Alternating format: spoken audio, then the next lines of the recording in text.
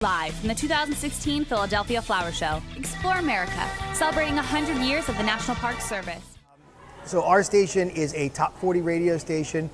We consider ourselves a community radio station because we do local high school sports. We've now become the best college radio station in the nation by the Princeton Review. Really run everything. They run the social media that day. They run the broadcast that day. They engineer the event. They send the signal back to the radio station. And our student engineer executes it on our on-air board in the studio.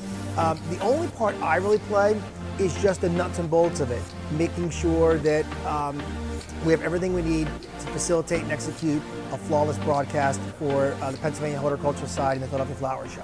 So this is my second year coming back to the Philadelphia Flower Show again, and last year I had just started my job here at 107.7, so I'm looking forward to being even better than last year and kind of being the person who's anchoring the show instead of just chiming in every once in a while. I think I've taken a lot more of a leadership role in this position this year than last year, so I'm looking forward to going back. The most important thing we've done to prepare is a lot of research. The Thursday before the flower show, we found out our guests, so we have a whole broadcast log of who's going to be on and when that our managers prepare for us. So then once we get that, I go to the library and print out like everything I can find on these people so I can prepare some good interview questions. So what I am responsible for at the Philadelphia Flower Show is I'm producing all the opens, closes, intros, returns, top of the hours, what else, promotions for the event. So we have a live broadcast of the Philadelphia Flower Show.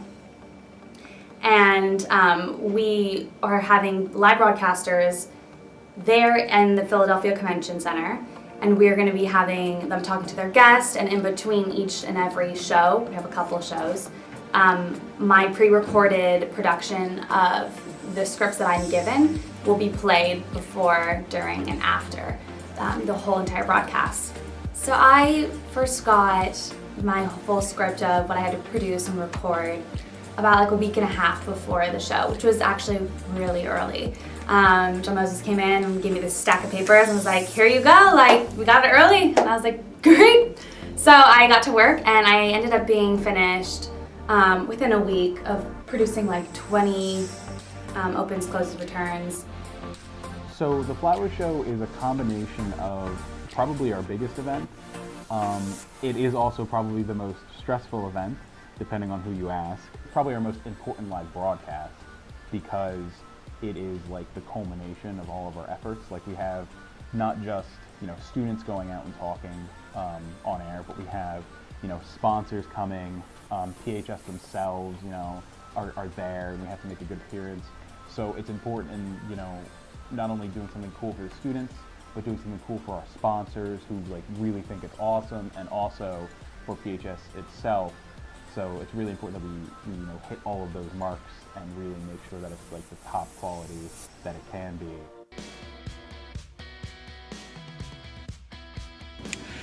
So we're going to the Pennsylvania Convention Center to test out some equipment for our Philadelphia Flower Show broadcast on Saturday. For the most part, we know the equipment works, but we like to go every year just to double check it, make sure there's no small problems that we can't fix while we're there or when we get back, just to make sure everything goes pretty smoothly for Saturday. So that's what we're doing right now.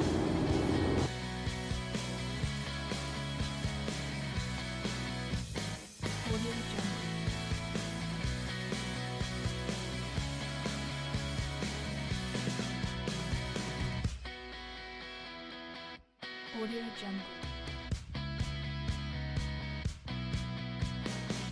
So when we went down to test all of the equipment, mostly we were going there to test equipment. So it's a lot of, pulling out the Comrex, making sure everything's working, connected to the studio for, about an hour or so, just making sure everything's running well. And we know it will. We've done it 3 years prior, so we know it'll be working. But we like to make sure.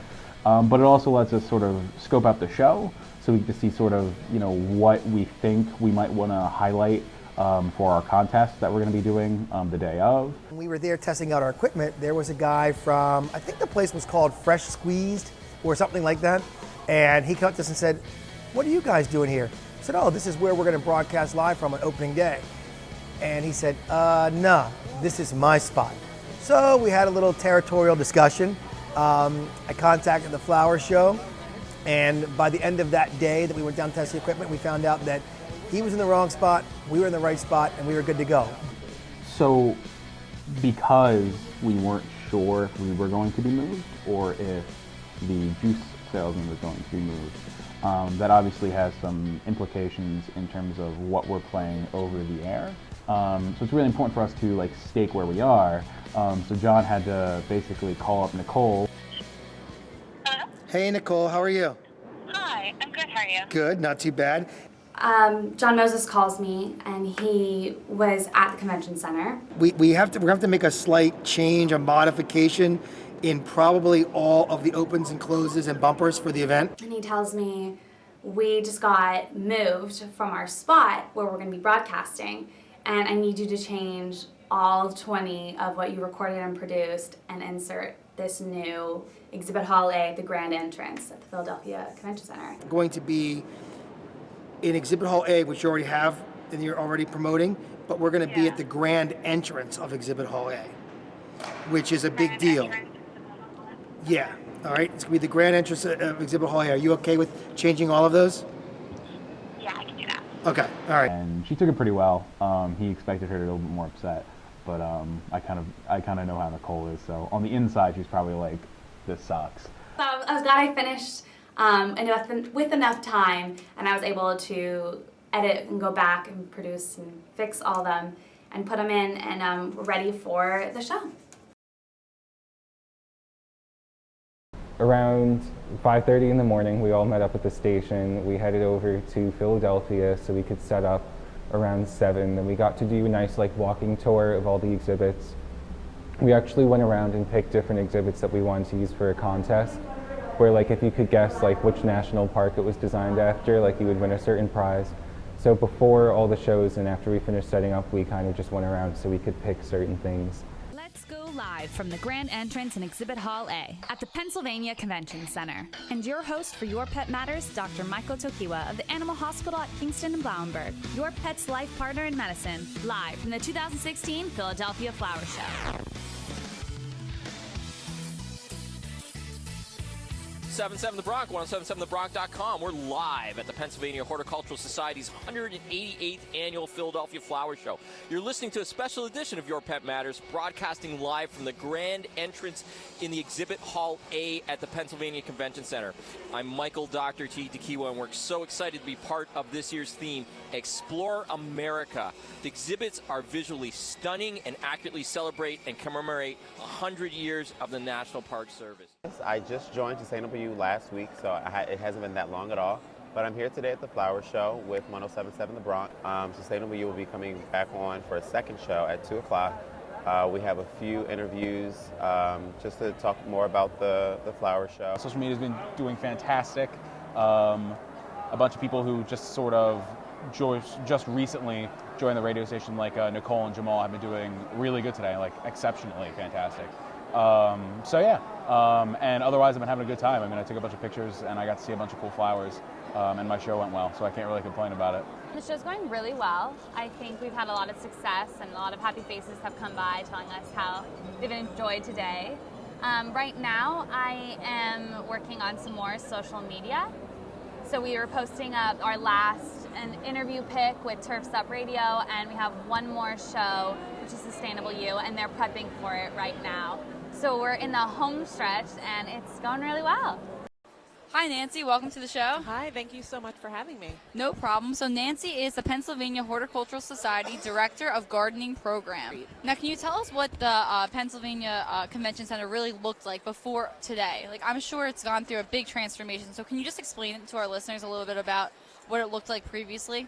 Sure. It was bare bones.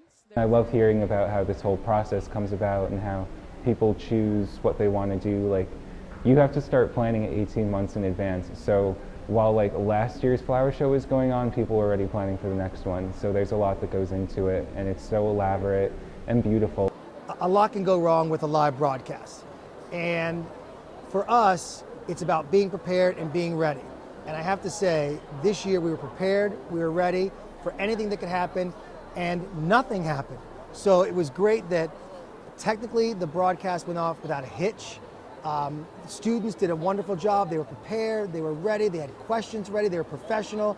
And our guests, which is always a wild card. Will they show up? Will they not show up? Will they be on time? Will they not be on time? The guests all came and they did a stunning job on the air. So from start to finish, this year's Philadelphia Flowers Show appearance by 107.7 The Bronx was the best yet. Ready for a selfie?